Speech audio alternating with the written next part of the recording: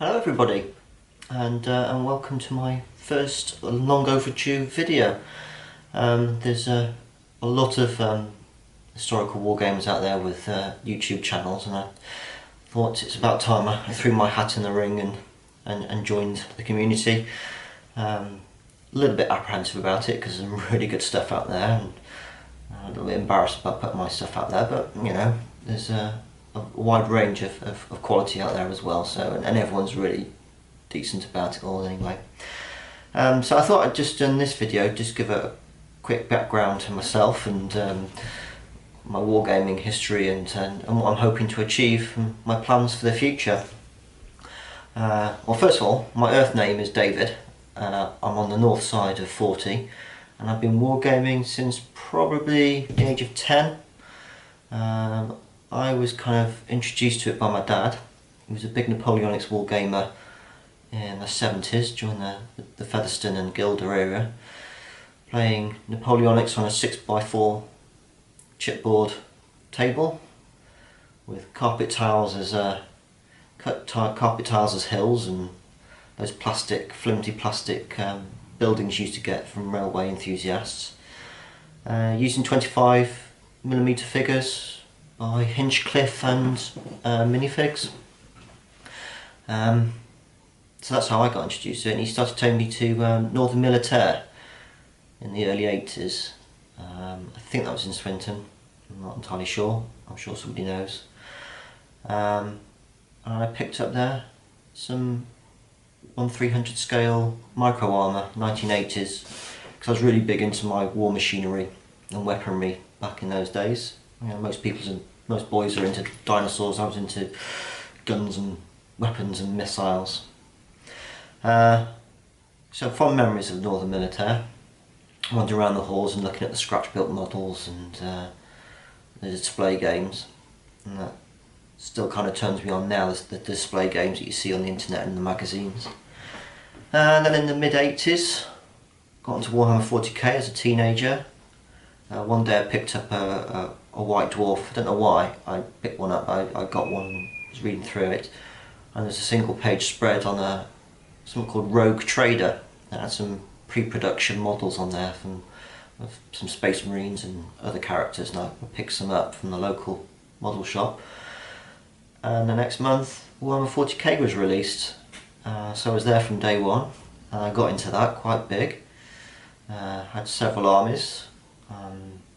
I even went into some of the expansion games like Titans, Warhammer 40k, Epic, Space Hulk, and even the spaceship one, which is Battle Fleet Gothic. So I did that for a while before I went up to university. I left all that behind at my parents. I went to university and started reading the Sharp series of books, and during the second year, 93, 94, the first lot of televised series came out from the Sharp. So one of the holidays I came home and I started reading through my dad's, he's got a very extensive library of Napoleonic books. Started reading through that and decided to do some wargaming in the Napoleonic period. And for one reason or another I picked the 1809 campaign and started picking up and building up a Bavarian army in 15mm. I think I was using battle honours and chariot miniatures. I did that for a couple of years, and then real life, grown-up life kind of took over, and I had to get a job and train for that and all that bananas.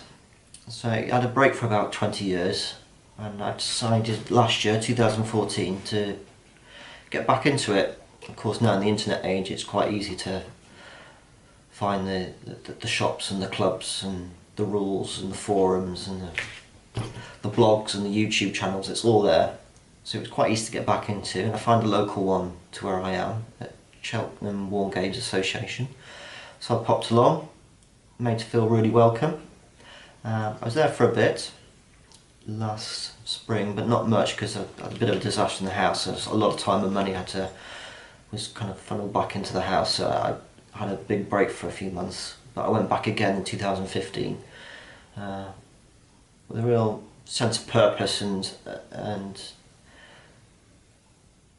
are wanting to do it properly, do it justice. So I think I've now got the time and the money and the incentive to do it properly and do it justice. So hence my blog and hence this YouTube channel. So I've taken up the Napoleonics again. I've gone down the AB 18mm route because I really like the idea of big tables, big armies. I think 15mm is the good compromise between having nice figures and lots of them on a table.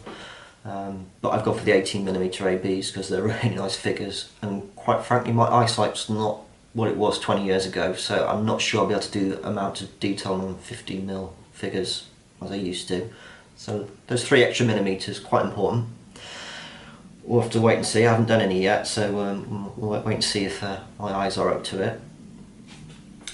So for that I'm going to use the General de Brigade rules, which as the rules said, designed for 15mm, though of course you can adapt it to other scales, and it uses a 1:20 scale.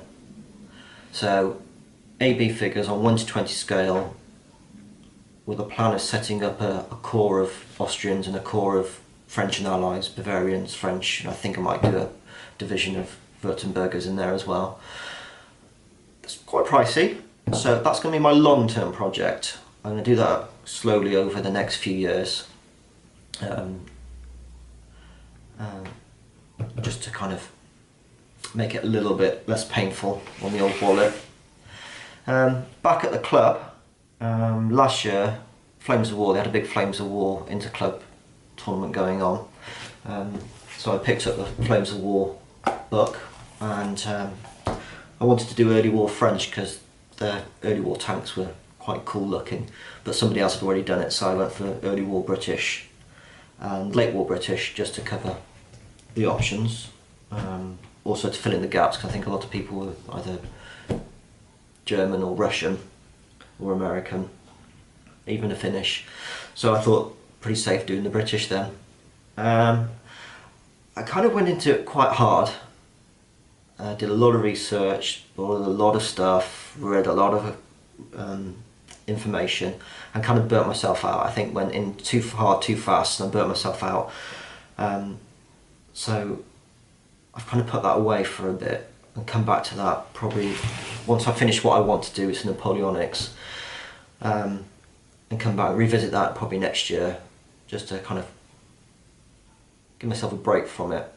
I kind of saturated myself in it a bit too much. I'm a bit annoyed with myself with that. Got a little bit obsessive about it. So I'm just going to take a step back from that and get on with some other projects and break it down a bit. Went along again this year, 2015, and they started doing some line rampant, which is a skirmish game, 24 points. You have units of 6 to 12 figures with points value of 1 to 6, and each side has 24 points. So you can get a couple of games in on a club night, which is quite good, and you don't need a lot of figures, so I've picked up some plastics and some metals for that. I also thought with the mail coats on them, it might be easier for me just to get back into my painting after 20 years, just painting some chainmail. And also I can practice on the cloth with different colour combinations and practice on the horses as well, so I'm a bit nervous about doing the horses, especially in 28mm. Because I want to do the AB figures some justice because they're really nice sculpts. So that's that. I'm going to set up a Norman retinue for that. No other reason that's, you know, those generic family histories you get on the computer. It says my family came over from with the Normans. I suspect 90% of those say that you came over with the Normans. And the other game they got, of course, is Bolt Action, really big at the moment. Again, another skirmish game, World War II. Again, you don't need a lot of figures to get involved in a game. 20-30 figures minimum. Again, the plastics around as well. You can keep the cost down a bit. So I've got a force of Paras to do with them. So I picked up a Red Devils box set from Warlord Games. Again, a lot of people doing Russians and Germans and Americans, so there was a gap there for British again, which surprised me, I'll say. So I picked up some Paras. So that's my force for bolt action. So that'll be interesting. I've not done World War II before, so but there was a big gap there at the club for Napoleonics, and everyone seems to be doing World War II or Dark Ages, and there's nothing really in between. Excuse me. And I wasn't going to force the General Brigade my big project on them, because it's something I want to do under my own steam. I don't want to be forced into it and go down a certain road. That's what I want to do, and I want to go in that direction and not kind of be diverted because somebody else wants to do something else. So I'll set that up, and I'll come to the club with that in a few years with a couple of armies and do that. But I have managed to convince them to do some Napoleonics at the club. They seem quite keen about it. Some have got some projects kind of half started, but just needed a reason to start again. So I've come along and suggested we do the black powder. We'll do that in 28mm.